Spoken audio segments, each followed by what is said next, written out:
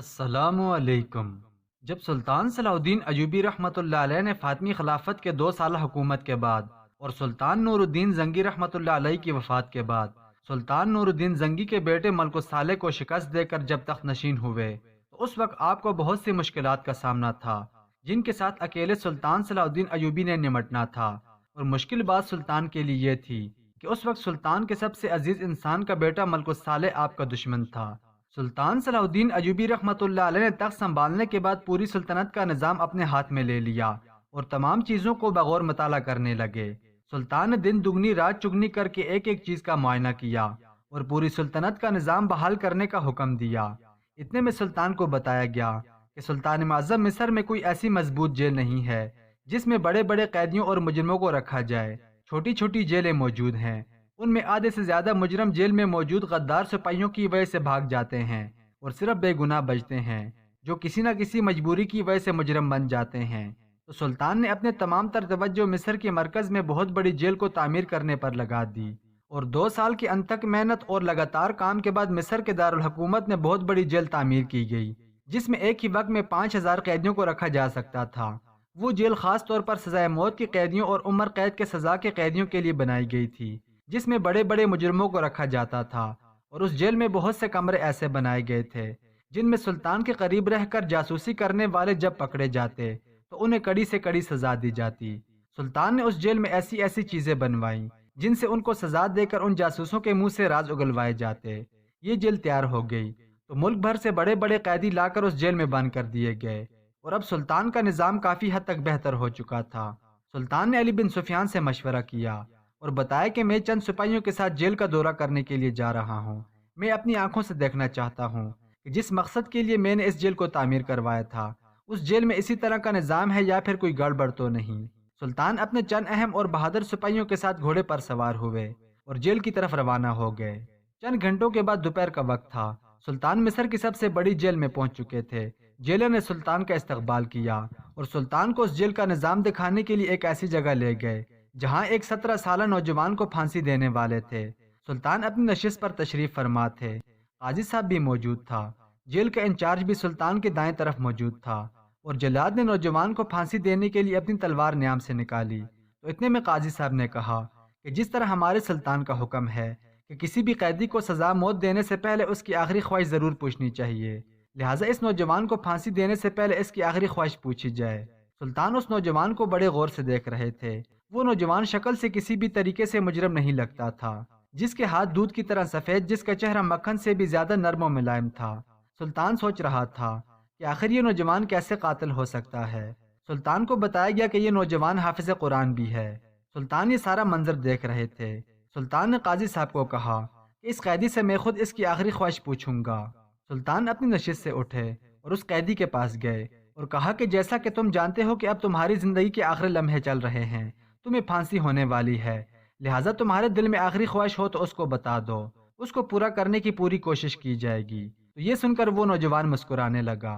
اس کی مسکراہٹ دیکھ کر تمام لوگ حیران ہو گئے کہ اس کے سر پر پھانسی کا پھندا لٹک رہا ہے اور یہ ہنس رہا ہے، لیکن اس نوجوان کی مسکراہٹ نے سلطان کو پریشانی میں ڈال دیا تھا۔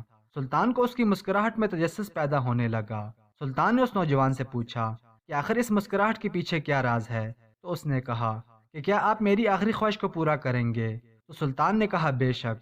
تو اس نوجوان نے کہا کہ میری آخری خواہش یہ ہے کہ میری پھانسی کو 2 دن کے لیے ملتوی کر کے میری 2 دن کے لیے شادی کر دی جائے، اور ساتھ میں مجھے قرآن کی تلاوت کرنے کا بھی موقع دیا جائے۔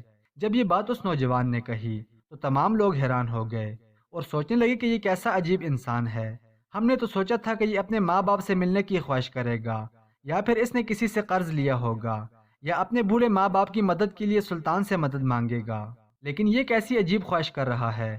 سلطان کی زندگی میں ایسی عجیب خواہش کبھی بھی کسی مجرم نے نہیں کی تھی، اس لیے اس نوجوان نے سلطان کو ایک عجیب و غریب امتحان میں ڈال دیا تھا۔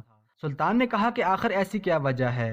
تجھے پتا ہے کہ تیرے سر پر پھانسی کا پھندا لٹک رہا ہے، اور اگر تیری سزا 2 دن کے لیے ملتوی بھی کر دی جائے تو تم 2 دن میں شادی کر کے کیا کرنا چاہتے ہو؟ تو اس نے کہا سلطان معظم میں وضاحت تو نہیں دے سکتا، لہٰذا اگر میری خواہش کو آخری خواہش سمجھ کر پورا کیا گیا تو میں بروز محشر اپنے اللہ کے سامنے اس بات کی ضرور گواہی دوں گا کہ بے شک میرے سلطان نے ایک سلطان ہونے کے ناطے آخری خواہش کو پورا کیا تھا۔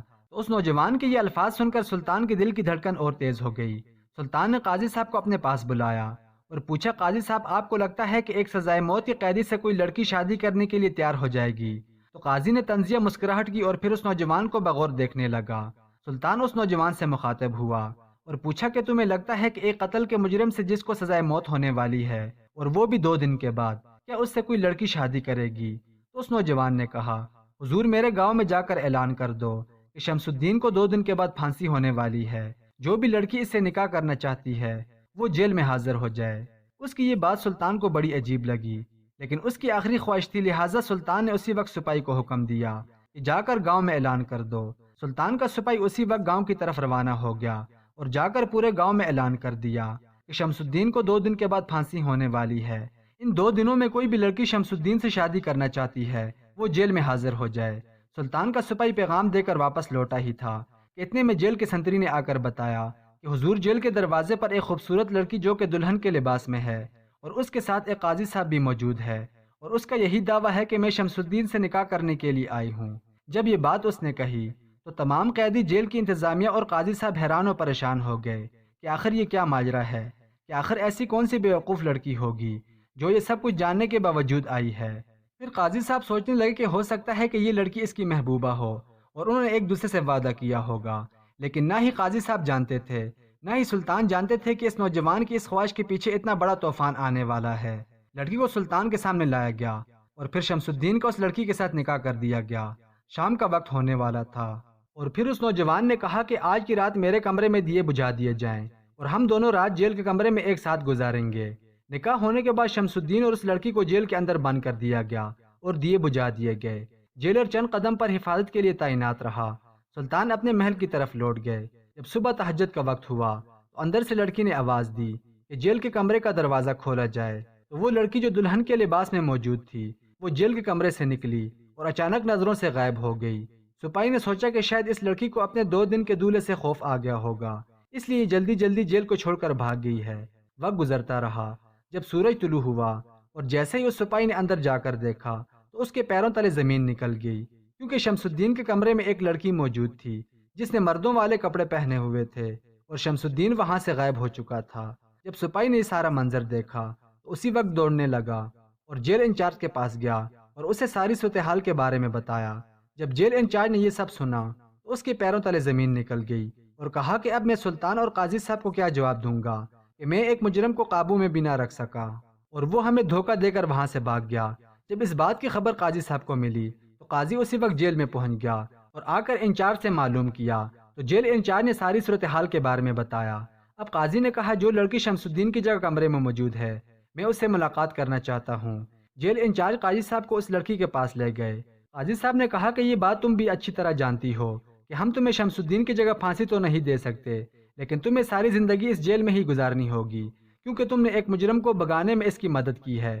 تو وہ لڑکی کہنے لگی کہ جیسا آپ سمجھ لیں۔ جب اس بات کی اطلاع سلطان کو ملی تو سلطان نے فوراً اس لڑکی کو عدالت میں طلب کیا۔ قاضی صاحب کے سپاہی اس لڑکی کو لے کر سلطان کی عدالت میں حاضر ہوئے۔ سلطان نے اس لڑکی سے پوچھا کہ آپ مجھے ساری صورتحال کے بارے میں بتاؤ کہ آخر شمس الدین کس وجہ سے تمہیں زندان میں اپنی جگہ چھوڑ کر گیا ہے؟ کیا تم نے اس کی جگہ قربانی دی ہے یا پھر کوئی اور وجہ ہے؟ تو اس لڑکی نے کہا، سلطان معظم، بے شک میں نے شمس الدین کو بھگانے میں مدد کی ہے، لیکن شمس الدین نے کچھ اہم فرائض کو سر انجام دینا تھا، جس کو سر انجام دینے کے بعد شمس الدین واپس وقت مقررہ پر اپنی پھانسی سے پہلے ضرور پہنچے گا۔ جب یہ بات سلطان نے سنی تو بڑا حیران ہوا کہ آخر ایسا کون سا کام ہے جس کو شمس الدین پورا کرنا چاہتا تھا۔ پھر سلطان سوچ میں پڑ گئے کہ اس نے شادی والی خواہش کی جگہ اس خواہش کا اظہار کیوں نہیں کیا کہ میں نے کسی فرض کو اس کی تکمیل تک پہنچانا ہے۔ اب وقت مقررہ کا انتظار ہونے لگا۔ وقت پورا ہوا مگر شمس الدین ابھی تک نہیں پہنچا تھا۔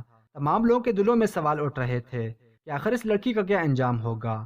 سلطان عدالت میں شمس الدین کا انتظار کر رہے تھے۔ چند لمحے گزرنے کے بعد شمس الدین دوڑتا ہوا عدالت میں حاضر ہوا اور کہا کہ میں اپنے وقت مقررہ پر پہنچ چکا ہوں، لہٰذا میری بیوی کو رہا کیا جائے۔ جب سلطان نے اس کی حالت دیکھی تو اسے ٹھنڈا مشروب پلانے کا حکم دیا۔